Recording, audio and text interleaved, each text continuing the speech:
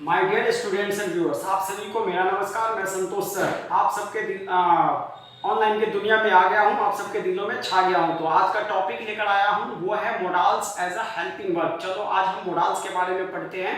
चलो तो सबसे पहले हम आज बात करते हैं मोडाल्स हेल्पिंग वर्ब्स, यानी मोडाल हेल्पिंग वर्ब्स को हम क्या क्या कहते हैं। तो मोडाल्स ऑक्सिलरी वर्ब्स भी कहते हैं। इन्हें क्या बोलते हैं? ऑक्सिलरी वर्ब्स के नाम से भी जाना जाता है। इसको हम मोडाल्स कहते हैं, मॉडल भी कहते हैं। तो सबसे पहले इसको हम कहते क्या है, यानी it gives additional information about the main verb. यानी हमें मेन वर्ब होता है, मेन क्रिया के बारे में हमें एक्स्ट्रा जानकारी देता है, उसी को हम एज अ मोडाल्स कहते हैं। तो चलो हम इसकी विशेषता के बारे में बात करेंगे। असल में होता क्या है ये चीजें, तो वे विशेष सहायक क्रियाएं हैं। मतलब क्या है, मोडाल्स एक विशेष सहायक क्रिया है जो मुख्य क्रिया के साथ मिलकर ability, possibility, permission, necessity, suggestion, habits को दर्शाता है।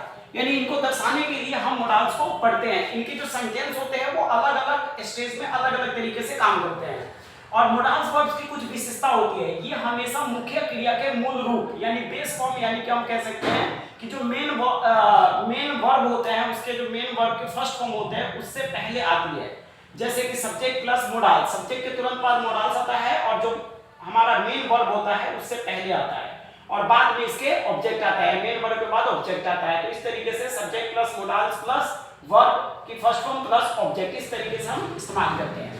आगे इनके साथ एस, ईडी या आईएनजी का प्रयोग नहीं होता है। जैसे सी कैन, ये गलत है। यहाँ पे सही क्या है? सी कैन सही है। यानी किसी मोडाल्स के साथ हम ऐसे सी कैन नहीं कर सकते, सी कैन कर सकते हैं, ये सही है।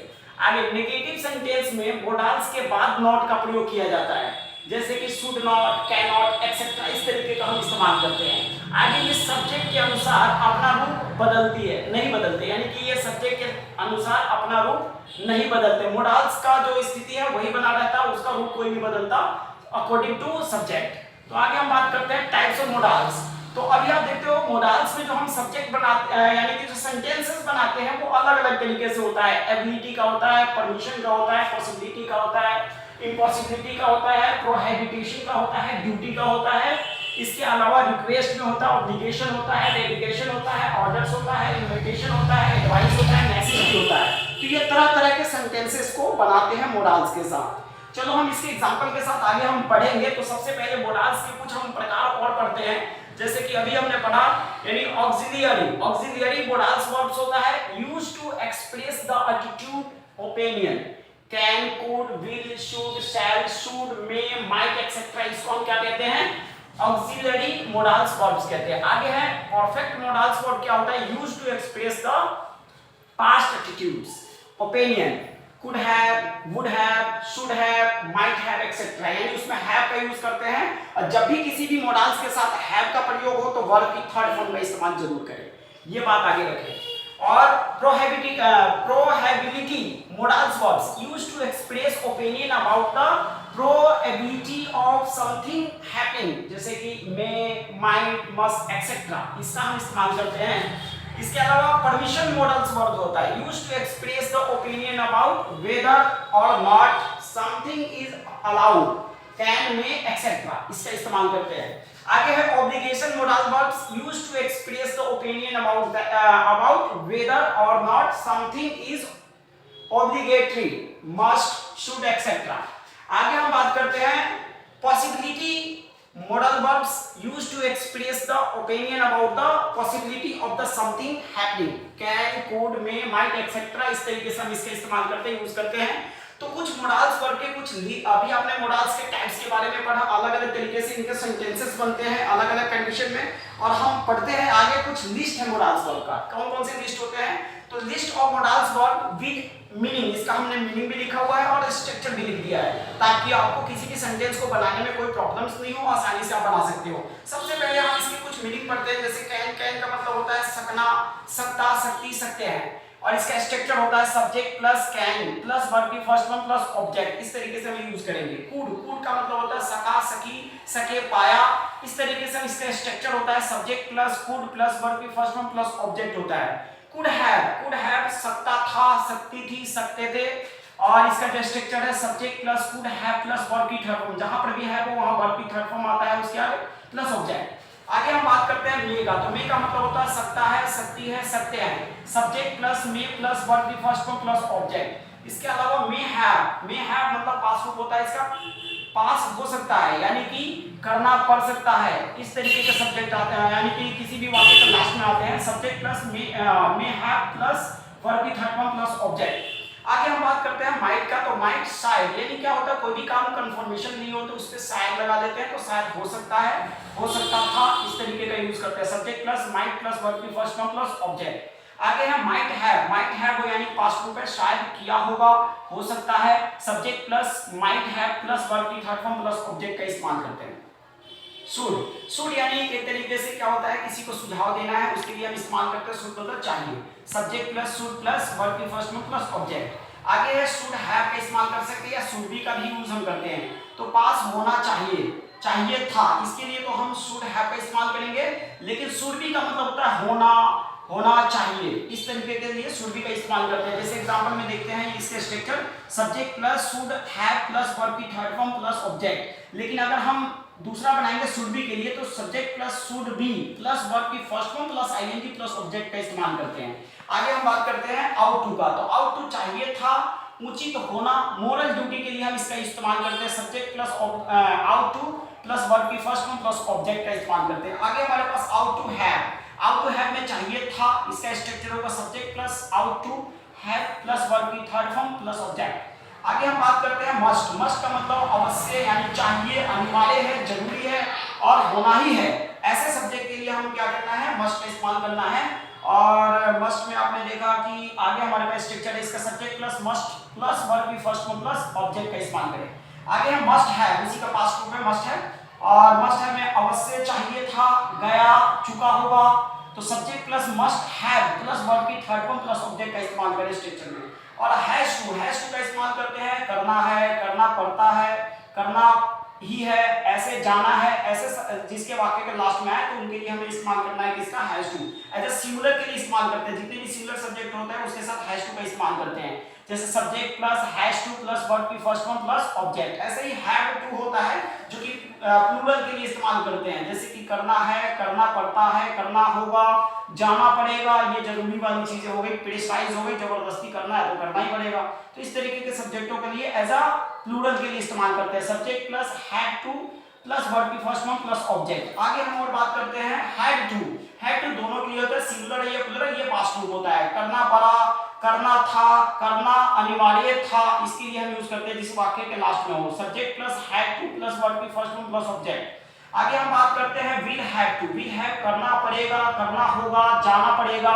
Subject plus will have two plus verb की फर्स्ट फॉर्म प्लस ऑब्जेक्ट। तो इस तरीके से स्ट्रक्चर इसका हुआ। आगे हम बात करते हैं विल एबल टू, यानी किसी भी कार्य को अपनी क्षमता को बताता है कि क्या आपसे हो पाएगा, कर पाऊंगा, कर सकेगा, ऐसे सब्जेक्ट आते हैं। Subject plus will be able two plus verb की फर्स्ट फॉर्म प्लस ऑब्जेक्ट का इस्तेमाल करते हैं। आगे वुड लाइक टू का मतलब करना चाहूंगा, चाहूंगी या पसंद करूंगा या पसंद करूंगी, ऐसे सब्जेक्ट आते हैं जिसके वाक्य के लास्ट में आते हैं। Subject plus would like two plus verb की फर्स्ट फॉर्म प्लस ऑब्जेक्ट। आगे और हम बात करते हैं यूज्ड टू का मतलब होता है आदतन, जैसे हम पहले से कोई काम एक रेगुलर लेवल पे करते आ रहे हैं तो उसके लिए हम यूज्ड टू का इस्तेमाल करते हैं, जैसे किया करता था, करते थे। तो subject plus used two plus verb की फर्स्ट फॉर्म प्लस ऑब्जेक्ट। आगे हम बात करते हैं वुड का। तो वुड का मतलब होता है चाहूंगा, करेंगे, होता है, कर देंगे, आएंगे, जाएंगे, इस तरीके के सब्जेक्ट आते हैं। जैसे एग्जांपल में I would like to go there, और ये दूसरा भी हम बोल सकते हैं would you please open the door, इस तरीके के एग्जांपल होते हैं। आगे हम बात करते हैं और नीड का। तो नीड का मतलब होता है जरूरत, आवश्यक, चाहिए, इसके लिए आई नीड हेल्प, मुझे मदद की जरूरत है, तो आई नीड हेल्प। इसके अलावा आगे है नीडेड उसका पास्ट रूप है, जरूरत थी, आवश्यक थी, चाहिए था, उसके लिए यूज करते हैं। इसके अलावा डेयर मतलब हिम्मत दिखाना, साहस दिखाना, चुनौती देना, ललकारना किसी को, उसके लिए हमें डेयर का इस्तेमाल करते हैं। तो आई डेयर से, मैं कह सकता हूं। इसके अलावा dare to as a past रूप होता है हिम्मत की, साहस की, जैसे कि एग्जांपल है यहाँ पे ही dare to speak the truth, उसने सच बोलने की हिम्मत थी। ठीक है, इस तरीके से हम इसका डेयर टू का इस्तेमाल करते हैं। तो अभी आपने बहुत सारे लिस्ट ऑफ मॉडल्स के बारे में पढ़ा, ये सब आपको बहुत जरूरी है याद करना। जब तक आप इसे याद नहीं करेंगे तो आपकी इंग्लिश स्पीकिंग फ्लुएंट नहीं होगी। Modals as a helping verb बहुत ही ज्यादा इंपॉर्टेंस है, इसे ऑक्सिलरी वर्ब्स भी कहते हैं।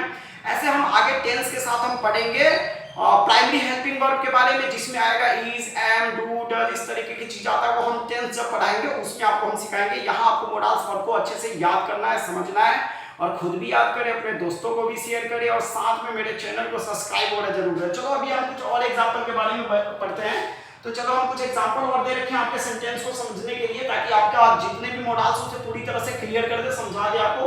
तो सी कैन डांस ब्यूटीफुली, वे खूबसूरती से नाच सकती है। आगे could you catch your train, क्या तुम अपनी ट्रेन पकड़ सकती हो।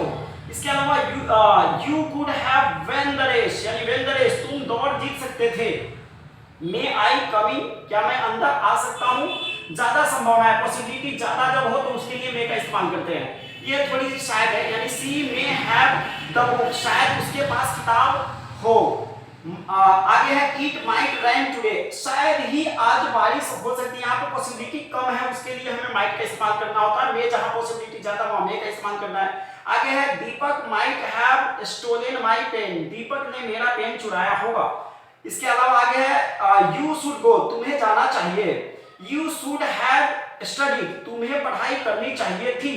इसके अलावा that place should be safe, वे जगह सुरक्षित होना चाहिए। इसके अलावा you ought to respect your elders, आपको बड़ों का आदर करना चाहिए। You ought to have told the truth, आपको सच बता देना चाहिए था। आपको अफसोस करने वाली है, पछतावा करने वाली, जैसे आपने देखा उसके लिए इस्तेमाल करना।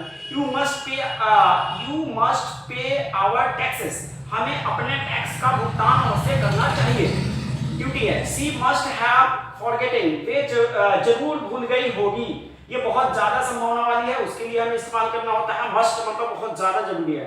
She has to eat, she has to eat एक सेंटेंस है। दूसरा एग्जांपल है ही हैज टू गो, यानी उसे खाना है और उसे जाना पड़ता है।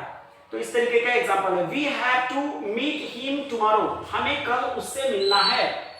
ही हैड टू रिजाइन, उसे इस्तीफा देना पड़ा। इसके अलावा you will have to come to me, आपको मेरे पास आना होगा। इसके अलावा you will be able to speak English, आप अंग्रेजी बोल सकेंगे, यानी आप अंग्रेजी बोल सकेंगे, आपकी क्षमता को परखा जा रहा है। I would like to learn English, मैं अंग्रेजी सीखना चाहूंगा। I used to play cricket, मैं क्रिकेट खेला करता था। इसके अलावा would you like some tea, क्या आप चाय लेना पसंद करेंगे। आई नीड मनी, मुझे पैसों की जरूरत है। I dare you to jump, मैं तुम्हें कूदने की चुनौती देता हूं। I dare you to jump. No one dared to complain, किसी ने शिकायत करने की हिम्मत नहीं की। तो इस तरीके से बहुत सारे आपके मॉडल्स का कुछ एग्जांपल है, आप अपनी तरफ से भी मॉडल्स के एग्जांपल लिख सकते हैं, समझ सकते हैं और ज्यादा से ज्यादा प्रैक्टिस कर सकते हैं। तो आप सबने अभी तक मॉडल्स पढ़ लिया होगा, समझ लिया होगा। मैं उम्मीद करता हूं कि आप सब इस वीडियो को ज्यादा से ज्यादा लोगों में शेयर करेंगे, खुद देखेंगे, दोस्तों को दिखाएंगे। तो वीडियो देखने के लिए थैंक यू सो मच। तो आज का यही होता है समाप्त। Thank you so much.